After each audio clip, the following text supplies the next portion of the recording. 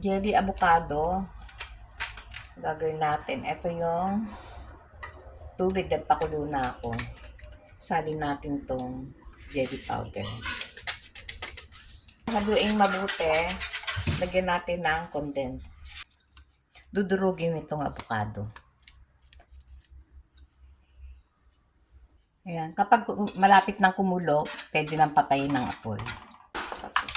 Sama natin tong mas na avocado. Lagyan natin ng keso.